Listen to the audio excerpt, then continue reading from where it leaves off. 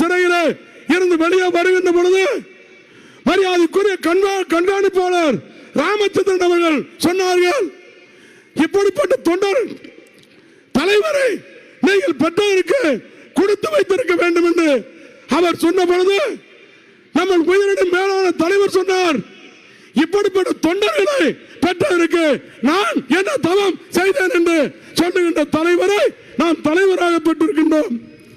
இந்த இயக்கம் தோல்வியே கிடையாது.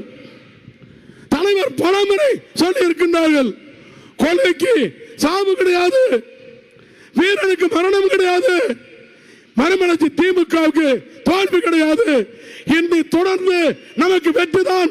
அந்த வெற்றியை ஈட்டுகின்ற பணியில நீங்கள் அனைவரும் பாடுபட வேண்டும் என்று அன்போடு கேட்டு இங்க வருகை தந்திருக்கின்ற அனைத்து மறுமலர்ச்சி திமுக தொண்டர்களுடைய பாதங்களை வணங்கி இந்த மாநாடு மாபெரும் வெற்றியாக்கிய இந்த மாவட்ட செயலாளர்களை அன்பு கிணையாண்டன் சோம் அவர்கள், அன்பு கிணைய சேரன் அவர்கள், அன்பு கிணைய தமிழ் மாணிக்கம் அவர்கள், அண்ணன் கலியமூர்த்தி அவர்கள், மரியாதைக்குரிய அலுவலூர் மாவட்ட செயலர் அவர்கள், அரியலூர் நம்முடைய ஜெயசீலன் அவர்கள், உங்கள் அனைவருக்கும் நம்முடைய டாக்டர் அவர்களுக்கும் நன்றியை தெரிவித்துக் கொண்டு இந்த வாய்ப்பை தந்ததற்கு நன்றி கூறி வாழ்க வைகோ, வாழ்க துறை வைகோ, வாழ்க மறுமலர்ச்சி திமுக, வெற்றி பெறுவோம். நிச்சயமாக வெற்றி என்பது இனிமேதான் தொடர்ந்து வெற்றி.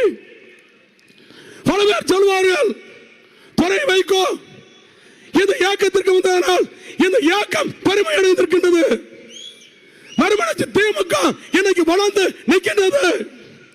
இந்த வெற்றிக்கு காரணம் துறை வைகோ. அதை பல பேர் இன்னைக்கு பொறுத்துக் கொள்ள முடியாமல், பல பேர் பொறுத்துக் கொள்ள முடியவில்லை. இந்த ஏற்றத்தை அபகரிக்க நினைக்கின்றவர்களை தூக்கி எறிந்து குப்பையில எறிவதற்கு மறுமலர்ச்சி திமுக ஒவ்வொரு தொண்டனும் இந்த இயக்கத்தை நீங்கள் நல்ல நிலைமைக்கு கொண்டு வர வேண்டும்.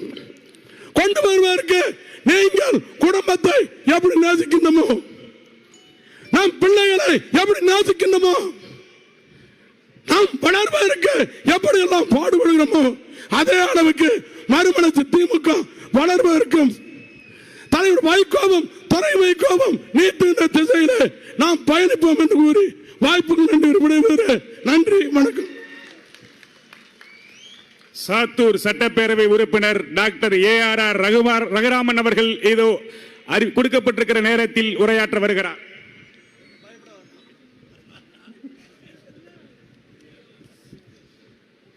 மாமனிதன் பொதுச் செயலாளர் வைகோ அவர்களே,